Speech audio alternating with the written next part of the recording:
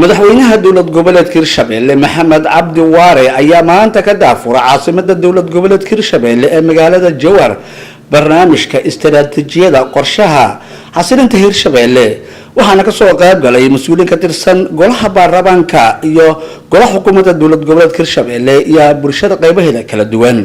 waxaana barnaamijkaani soo qaban qaabiyay oo hormuud ka ahaa wasaaradda arrimaha gudaha iyo dowladda hoose ee dowlad goboleedka Hirshabelle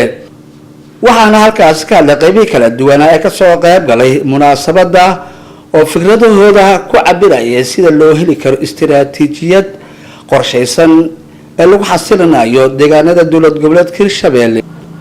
waxa uu wareynta halkaas ka hadlay nabadoon Xasan Qaylow oo kamid ah nabadoonada deegaanada dowlad goboleedka Hirshabelle iyo wasiir dowlaha wasaaradda haweenka iyo xuquuqul insaanka Marwo Sacdiye Maxamed Nuur Sacdiye Buris waxayna carabka ku adkeeyeen in loo baahan yahay iskaashi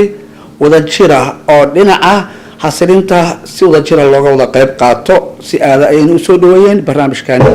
waxaan soo dhaweynaynaa marka aan ka qabansanaan inaan barnaamijka la daafuro boqol faraxsana haddii aan ku hadlaayo odayaasha dhaqanka gobolka ama isbedel Hirshabelle iyo shacabka reer Hirshabelle waxaan u taaganahay mar walbaba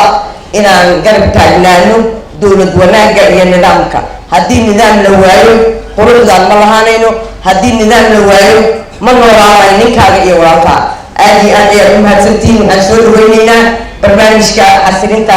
waxaa isna halkaas ka hadlay wasiirka wasaaradda arrimaha gudaha ee dowladda hoose Hirshabelle Maxamed Cali Caadle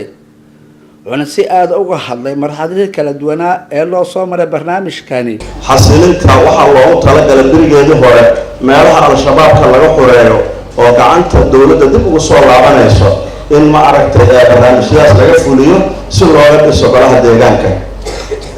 meelo badan ayaa laga sameeyey degmada Warshiiq oo ka soo dhamaaday degmada Balcad oo ka socoyaa degmada Buulaburtuus xawliya uga socoyaa ilaa 6 mashruuc ay hadda ay wada socotaa dhamaantood ugu dambeyntii waxa qodbooyinkii soo gabagabeeyay madaxweynaha dowlad goboleedka Hirshabelle Maxamed Cabdi Waare kawnsuladii in la dhiso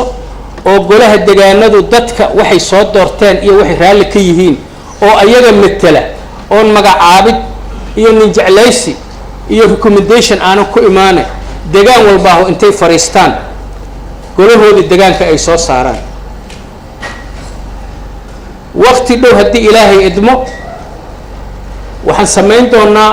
biidni illaahi tacaala degmooyinkii cusbaa